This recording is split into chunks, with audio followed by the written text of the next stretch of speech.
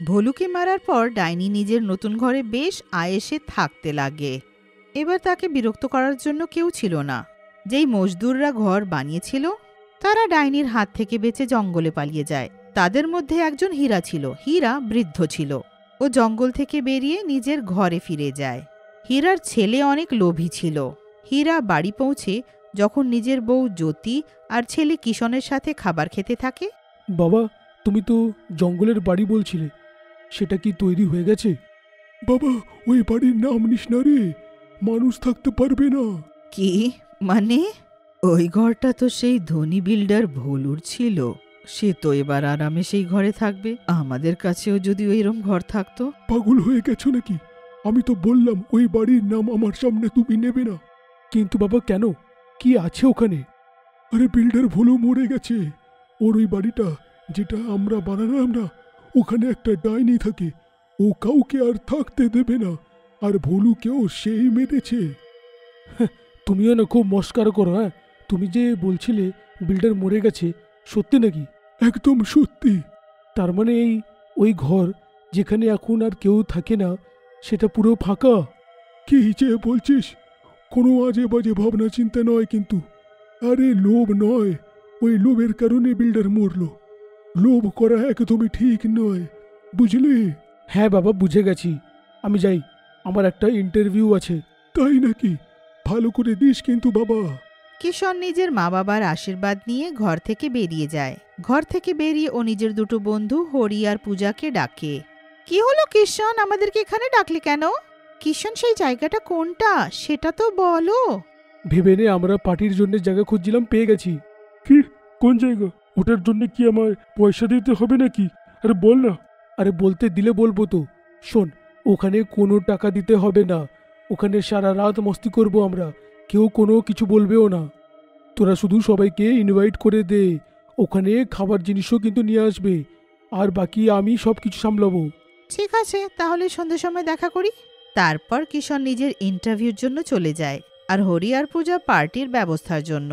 সন্ধ্যের সময় কিশন ইন্টারভিউ থেকে ফিরে হীরা আর জ্যোতিকে বলে, মা, ইন্টারভিউ হয়ে গেছে। আচ্ছা শোনো না, আজ রাতে হারির বাড়ি পার্টি, আমি কি যাব?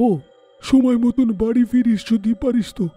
এই রাতের বেলায় তুই যদি এখন ভেবেছিস তো তাই তো করবি, সাবধানে যাস। হ্যাঁ, তুমি চিন্তা করো না। কিশন খুশি খুশি ঘর থেকে বেরিয়ে যায়, আর বাইরে হরি আর পূজা গাড়ি নিয়ে তার অপেক্ষা করতে থাকে। তোমরা দুজনে শুধু? আর বাকিরা কোথায়? আরে বাকি তো কেউ আসছে না, শুধু মীরা আসবে। আরে বাকিরা তো সবাই কাজেই আটকে পড়েছে। ওহো, আচ্ছা বাদ দাও, মীরা আসছে তো বাস। ততক্ষণে ওখানে মীরা আসে। আসছে নয়, চলে এসেছে। চলো তাড়াতাড়ি যাই। তারা গাড়িতে বসে জঙ্গলের ঘরের দিকে চলে যায়। কিশন নিজেই গাড়ি চালায়, কারণ ঘরের রাস্তাটা সেই জানতো। কিছুক্ষণেই তারা জঙ্গলের মধ্যে বানানো সেই ঘরে পৌঁছে যায়। কিশনের সব বন্ধু ঘরকে দেখে অবাক হয়ে যায়। বা কিশন, এটা কি সত্যি তোমার ঘর? আর এখানে অন্য কেউ থাকে না? এটা তো সত্যি অনেক বড় আর সুন্দর ঘর আছে। এখানে পার্টি করে তো মজাই হয়ে যাবে। তাহলে দেরি কিসের? আমি যাই এই পার্টি করতে। হ্যাঁ, আরে বাবার রুম থেকে এই চাবিটা নিয়ে এসছি আমি। কিশন ঘরের দরজা খুলে দেয় আর সবাই ভেতরে চলে যায়।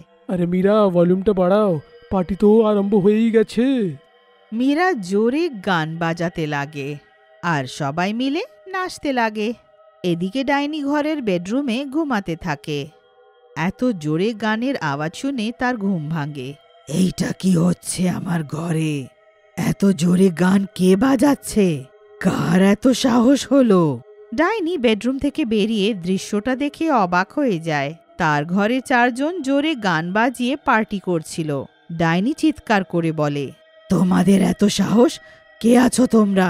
কিন্তু গানের আওয়াজ এত জোরে ছিল যে কিশন, মীরা, পূজা আর হরি কেউই ডাইনির আওয়াজ শুনতে পায় না।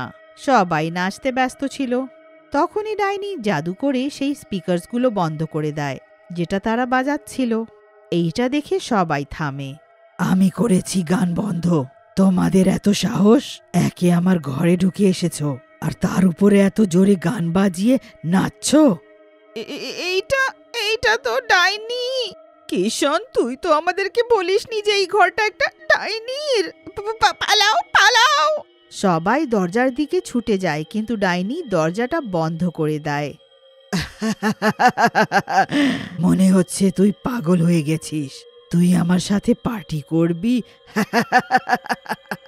আরে তো ভুলটা কি? তুমি তো এখানে একলাই থাকো, তাই না? তোমার ভালোর জন্যই তো বলছিলাম তুমি আমাদের সাথে এসে পার্টি করো। আচ্ছা ঠিক আছে, তুমি যদি না চাও আমরা চলে যাচ্ছি। এই কিষণ, এবার তুই কর ওর সাথে পার্টি। আমরা তোর মতন বোকা নই। আমরা তো যাচ্ছি। হ্যাঁ চল। না, এবার এখান থেকে কেউ যাবে না। এবার তো এই পার্টিটা হবেই। ডাইনি আবার গান বাজিয়ে দেয় আর সবাইকে নাচতে বলে। চলো এবার সবাই আগের মতো নাচ শুরু করো, নইলে ঠিক হবে না। আরে কিষণ, তোর জন্য কোথায় ফেসে গেলাম রে? কি হবে? তো কি করব? আমরা তো পার্টি করতে এসেছিলাম। ডাইনি আছে তো কি হয়েছে? চল না, পার্টিটা করি আমরা। সবাই ভয় পাচ্ছিল, কিন্তু ডাইনির ভয়ে সবাই নাচ শুরু করে। ডাইনিও তাদের সাথে গাইতে আর নাচতে লাগে। আমি যে তোমার, শুধু যে তোমার, আমি যে তোমারই, আমি যে।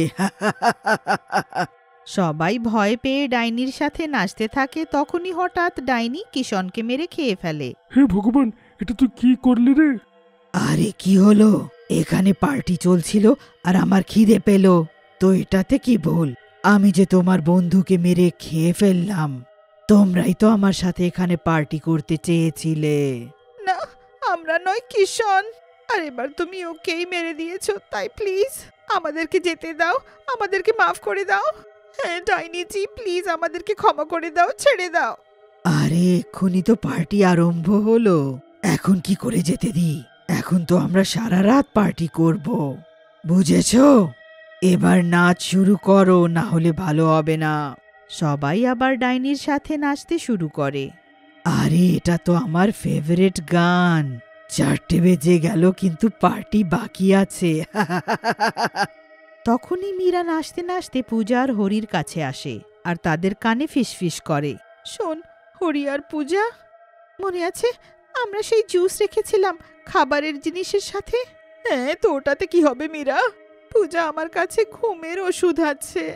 আমি কোনো অজুহাত দিয়ে গিয়ে আমাদের সবার জন্য জুস আনি, তারপর এই ডাইনির জুসে ওষুধ মিশিয়ে দেব।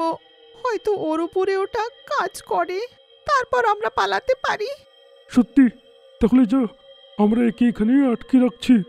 তারপর মীরা নাচতে নাচতে ডাইনির কাছে গিয়ে বলে, ডাইনিজি, আমরা পার্টির জন্য খাবারের জিনিস এনেছিলাম। ওটার মধ্যে একটা অনেক ভালো জুস আছে, কিন্তু ওই সব গাড়িতে আছে। আমি কি গিয়ে ওটা গাড়ি থেকে আনবো? কি, এটাতে তোমার কোনো চালাকি তো নয়? আরে না না, আর যতক্ষণে আমি জুস নিয়ে ফিরবো এরা তো এখানেই থাকবে। আপনি ওদের সাথে নাচুন। ঠিক আছে, তাড়াতাড়ি গিয়ে আন। ডাইনি দরজা খুলে দেয় আর মীরা গাড়ি থেকে খাবারের জিনিস আনতে চলে যায়। এদিকে পূজা আর হরি গানের আওয়াজ আরো জোর করে ডাইনির সাথে নাচতে থাকে। সুযোগ পেয়ে মীরা ডাইনির জুসে ঘুমের ওষুধ মিশিয়ে দেয় আর সেই জুসকে ভেতরে আনে। দেখুন, আমি সবার জন্য খাবারের জিনিস আনলাম, এবার আমাদেরকে খাবার কোনো দরকার হবে না। তুই আমার জন্য খাবার আনতে চেয়েছিলি যাতে আমি তোকে না খাই? মানতে হবে তুই অনেক বুদ্ধিমান। হ্যাঁ, সেটা তো আমি বটে। নিন, এই জুসটা খেয়ে দেখুন। এটা অনেক দামি জুস, শুধু লন্ডনে পাওয়া যায়। আমার বাবা ওখান থেকে আনিয়েছে, খেয়ে দেখুন একটু। ওহো, লন্ডনের জুস, বাহ! এক্ষুনি খেয়ে বলছি কেমন আছে। দাঁড়া। ডাইনি জুসটা খেয়ে নেয়, তারপর তার ঘুম আসে। বাহ, জুসটা অনেক ভালো ছিল, কিন্তু আমার মাথা ঘুরছে কেন? তখনই ডাইনি অজ্ঞান হয়ে যায়। পূজা, হরি, আমাদের আইডিয়া তো কাজ করেছে। এবার তাড়াতাড়ি চলো এখান থেকে। চলো, এই ডাইনিটা উঠে না পড়ে যেন। দরজাও খোলা আছে, চলো। তারপর মীরা, হরি আর পূজা সেই ডাইনির ঘর থেকে পালিয়ে যায় আর কোনোদিন ফিরে আসে না। পরের দিন যখন ডাইনি ওঠে তো সে অনেক রেগে যায়, কিন্তু করার মতন কিছু ছিল না। সেও সব ভুলে গিয়ে নিজের ঘরে খুশি খুশি থাকতে লাগে।